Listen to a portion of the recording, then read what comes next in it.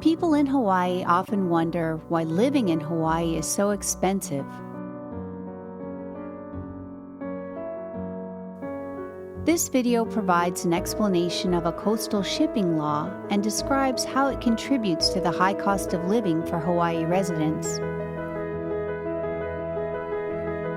It also shows how the law creates challenges for people living in other ports not connected to the U.S., like Alaska, Guam, and Puerto Rico.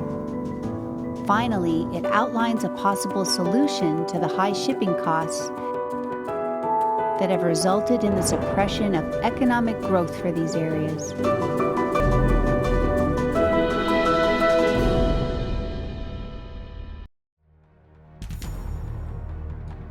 Hawaii has had strong economic ties to the U.S. mainland since the 19th century.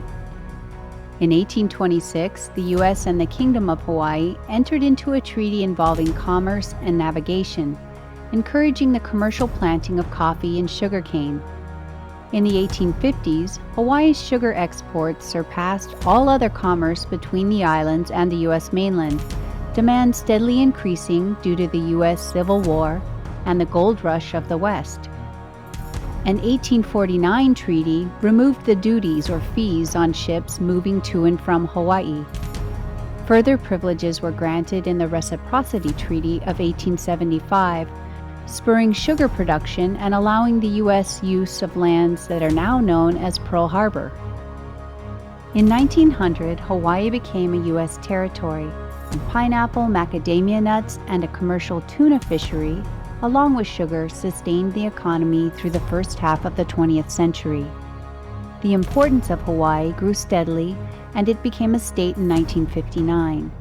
Hawaii's economic and strategic significance to the U.S. has grown over the last 130 years, and the shipping between Hawaii and the U.S. mainland is now fully domestic and regulated by the coastwise laws of the U.S.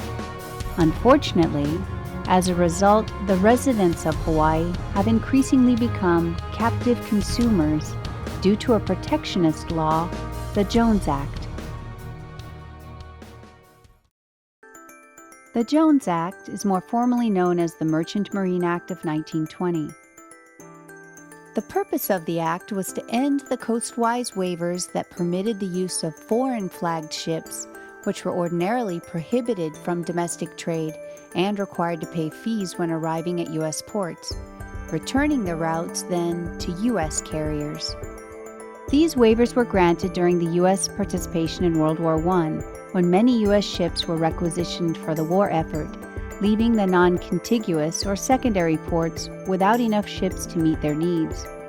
In addition, Section 27 of the Act, originally proposed by Washington State Senator Wesley Jones, was designed to cut out shipping competition from Canada for routes between the Northwest and Alaska, and to look out for U.S. security.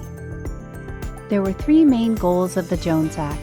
First, it established the Merchant Marine, which was meant to ensure that the U.S. would have a fleet of ships that could carry domestic and foreign commerce to and from U.S. ports. Second, it established sea lift capacity. This meant that in times of war or emergency, the U.S. Navy could call upon these merchant ships to support it by carrying necessary supplies to U.S. positions.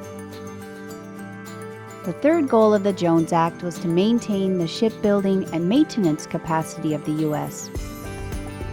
In order to accomplish these three goals, the Act requires U.S. carriers, these are the companies that own and operate ships, to use only U.S. flagged or Jones Act ships to carry U.S. cargo among U.S. ports. First, the ships delivering goods from one U.S. port to another need to be built in the U.S. Second, the ownership of these ships must be at least 75% by American citizens. Third, the sailors on these ships also need to be American citizens. Lastly, only the U.S. carriers that use Jones Act qualified ships, which are registered under the U.S. flag, can conduct the business of transporting cargo by water between U.S. ports, loading and unloading it once there. Consequently, ships that do not meet all three criteria and are not registered under the U.S. flag cannot, after unloading their cargo, pick up other U.S. cargo and then deliver it to another U.S. port. Similarly, the law states that foreign flagged ships can enter a U.S. port to offload imported goods and pick up U.S. products to take to another foreign market, but they cannot pick up U.S. cargo and deliver it to another U.S. port.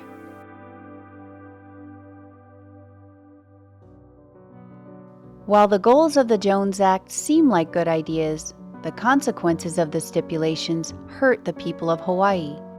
Specifically, the requirement in the Jones Act that the ships must be built in the U.S. serves to make the prices of goods much higher for smaller secondary ports like Hawaii.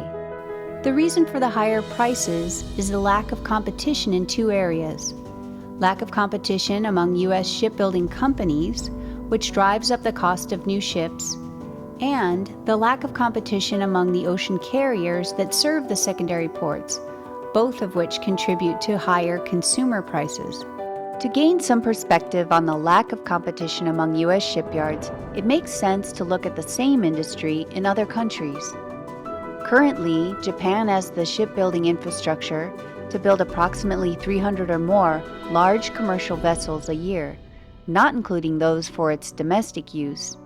South Korea produces the largest container ships in the world, and including China, the greatest producer, these three countries produce over 90% of the world's large vessels. In contrast, the U.S. shipyards only produce an average of 2 1,000 gross ton or larger ships a year. That's because there are only 7 U.S. shipyards capable of building vessels of this size. Of these, 4 build exclusively for the U.S. Department of Defense, leaving only 3 shipyards to build commercial vessels. This lack of competition reduces efficiency and results in prohibitively high costs for building new ships, up to 5 times the cost of comparable ships built in Asia.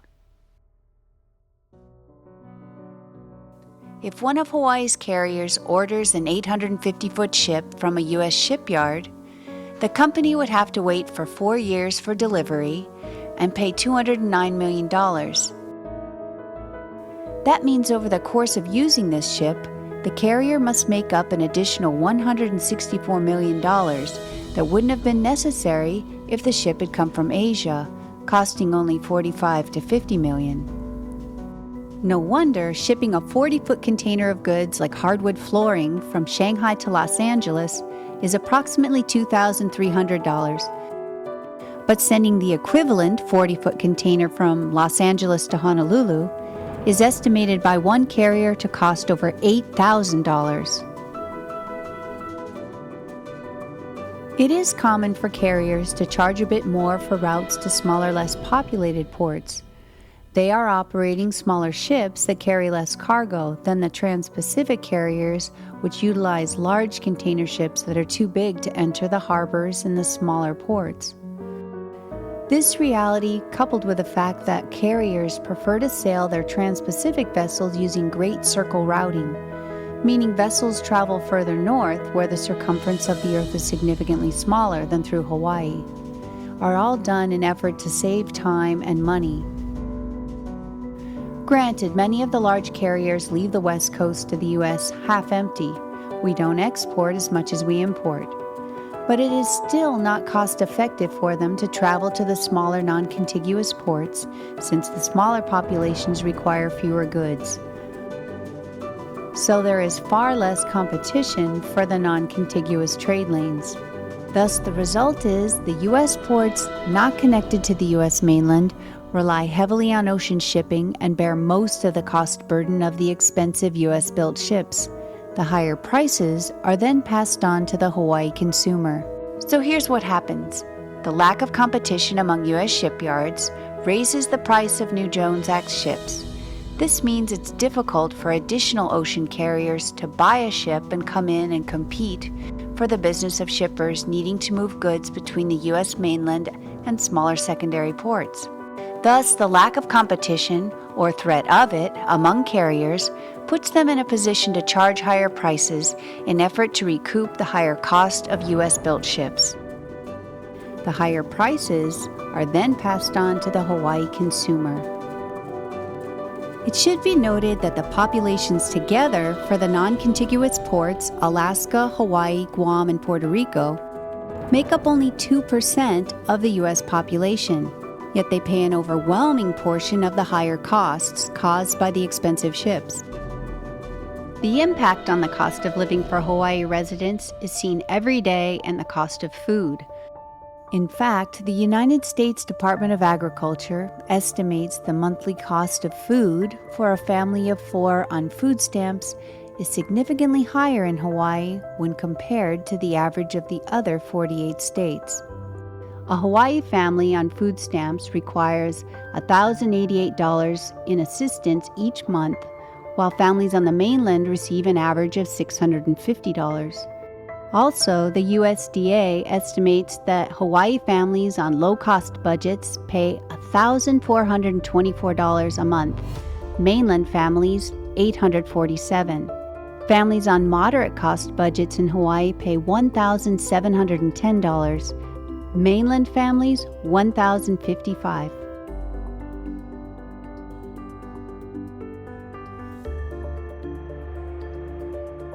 The difference adds up when comparing staples like bread. The U.S. Bureau of Statistics estimates that a family on the mainland pays an average of $1.98 for a loaf of bread. Hawaii, $4. On the mainland, cheddar cheese averages $5.57 per pound. Hawaii, $8. Potatoes on the mainland, 67 cents a pound. Hawaii, $2. The impact of higher shipping costs also shows up in the cost of Hawaii's electricity. The state imports 100% of the petroleum used to meet Hawaii's electricity demand. The state imports both crude and refined petroleum products from Pacific Rim producers, Africa, Russia, South America, and the Middle East on readily available foreign flag tanker ships. But it has limited shipping options to bring in U.S. products due to the scarcity and expense of the Jones Act tankers. In recognition of this, the governor's Hawaii State Refinery Task Force's final report of April 2014 recommended the state seek a Jones Act exemption, allowing foreign flag tankers in Hawaii in order to expand the supply of fuel sources at more competitive prices. As of July 2014, Hawaii pays over 38 cents per kilowatt hour, nearly twice as much for electricity as states with the next highest prices, Alaska and New York, which pay over 20 cents. In the commercial sector, Hawaii pays 35 cents. The U.S. average is 11. And finally, in the industrial sector, Hawaii pays 31 cents. The U.S. average is only 7. The high cost of electricity is, of course, factored into the cost of goods and services sold through local businesses. That means paying for goods, food, and fuel takes a larger portion of one's paycheck in Hawaii than in any other state. Let's evaluate whether the 3 protectionist regulations accomplished the 3 Jones Act goals. Number 1, in the words of the Jones Act, does the U.S. have a fleet of the best equipped and most suitable types of vessels sufficient to carry the greater portion of its goods to and from foreign and domestic ports? The answer is no, since in 1955 there were 1,072 U.S.-built commercial ships that were 1,000 gross tons or greater. By 2000, the eligible fleet consisted of 193 ships. And by 2014, the number stands at 90. Number 2, does the U.S. have a fleet of the best equipped and most suitable types of vessels sufficient to serve as naval or military auxiliary in times of war or other emergencies? This goal is also not met. The Department of Defense routinely hires under charter foreign vessels when appropriate Jones Act vessels are not available. Similarly, in the Persian Gulf conflict, the Military Sealift Command shipped more than a fifth of its dry cargo with foreign charter vessels. Another example is the Maritime Administration's Ready Reserve Force. It provides security and transports Army and Marine Corps unit equipment during surge periods before commercial ships can be marshaled. It relies on a fleet where 65% of the ships are foreign-built. Clearly, the U.S. lacks the capacity to build the ships needed, so the armed forces meets the demand by buying foreign-built vessels. The military also relies on chartering commercial U.S. flagged ships from the U.S. flag Foreign Trade Fleet, which is comprised of 89 vessels. While this fleet operates under the U.S. flag, 100% of these ships are foreign-built, and half of those being foreign-owned. Has the U.S. ensured the shipbuilding capacity necessary to maintain the merchant marine? Again, the answer is no. The most glaring evidence is the number of U.S. shipyards with the capacity to build commercial ships 1,000 gross tons or larger. It has decreased drastically over the past few decades to only 3. And again, the fact that the armed forces buy foreign-built vessels to complete their fleet illustrates how the artificial ship shortage caused by the Jones Act is circumvented in effort to support the security of the nation. It should be said that most countries in the world have their own laws regulating coastal shipping, but few still include a domestic build requirement. In an international survey, the Maritime Administration of the U.S. found that out of 56 countries, 43 reported some crewing restrictions, 37 had some ownership provisions, and only 6 had some form of domestic build requirement. The U.S. seen as having one of the most restrictive. The European Union began liberalizing its restrictions in the late 1990s and then in 2009 to include the new members, as have Australia and New Zealand, in large part because local build provisions are economically impractical.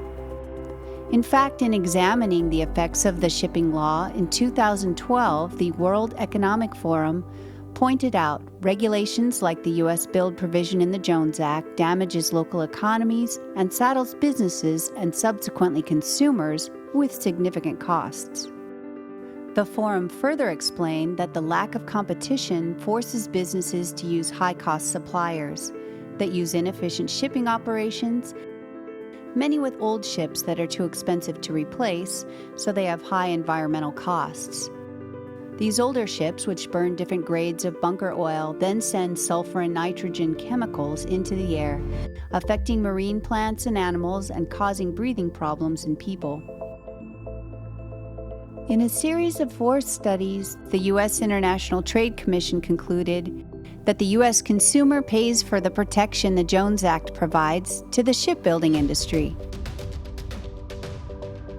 Up to $2.8 billion in some years. Estimates of the cost of living increases in Hawaii range from 17% to 69% higher than the U.S. average.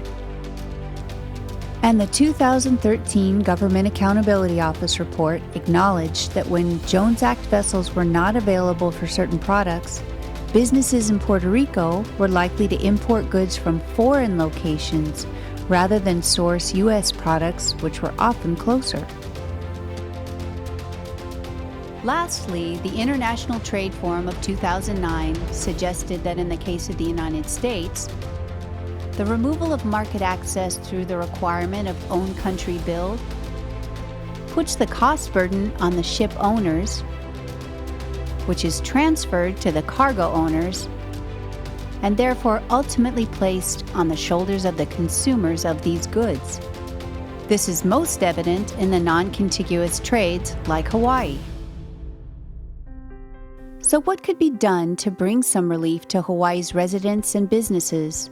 In order to provide the best conditions for economic growth for Hawaii and other smaller secondary ports like those in Alaska, Guam, and Puerto Rico, several solutions have been proposed. In the past, there have been efforts to secure temporary waivers to the Act and to repeal the Jones Act in its entirety. Several other actions have been taken over the past decades. Alaska, the state with the greatest amount of coastline, must bring the bulk of its goods in by ship and consequently is highly affected by the shipping law. In 1982 and again in 2008, the Alaska legislature passed a statute that compels the governor of the state to do everything in his or her power to remove the restraints of the Jones Act. Recent efforts to make changes in the other trades or non-contiguous ports are beginning to gain traction. In April of 2013, a senator from Puerto Rico introduced the Senate resolution with a goal to direct the Puerto Rico Senate to investigate the impact of the Jones Act on the Commonwealth. It held extensive hearings in January and February of 2014, listening to various stakeholders, with the final report to come later in the year and a possible introduction of a resolution in the 2015 session. In April 2014, the legislature of Guam passed a bipartisan resolution calling on Guam's Democratic Congresswoman to introduce federal legislation exempting the non-contiguous jurisdictions of Alaska, Hawaii, and Puerto Rico from the U.S. build requirements of the Jones Act. Guam sees its effort as necessary because even though it is already exempt from the domestic build requirement of the Jones Act, it still suffers negative effects because the natural shipping route from the west coast of the U.S. goes through Hawaii, requiring U.S.-built ships. Most recently, in a bipartisan effort, Hawaii legislators introduced resolutions during the 2013 and 14 sessions, each requesting the Hawaii congressional delegation introduce and Congress to enact federal legislation that would exempt the non-contiguous trades from the domestic build requirement of the Jones Act. Thus, the current goal for the non-contiguous trades or ports in Hawaii, Alaska, Guam, and Puerto Rico is to work together to seek a targeted exemption to the U.S. build provision of the Jones Act. This would simply allow ocean carriers that serve these four ports to buy large self-propelled ships that are foreign-built, while still complying with the other provisions, U.S. ownership, employing crews of U.S. citizens, and being registered under the U.S. flag. There are arguments that Hawaii would lose over 20,000 jobs that are dependent on the Jones Act. However, this is a common misunderstanding. The Jones Act exemption requested by the non-contiguous trades or ports refers only to the U.S. shipbuild provision. The number of shipyards that build new, large, self-propelled ships in Alaska is 0. In Hawaii, 0. And finally in Puerto Rico, 0. So the number of jobs that would be lost, 0. Based on what we know about the Jones Act now, it makes one wonder, why should Hawaii remain captive to a protectionist law that doesn't effectively protect U.S. shipping commerce, shipbuilding capacity, or U.S. security, and forces the non-contiguous ports to shoulder a higher percentage of the Jones Act burden? If you are in favor of reducing the cost of living in Hawaii, Alaska, Guam, and Puerto Rico, you can contact members of your congressional delegation and tell them to support a Jones Act shipbuild exemption.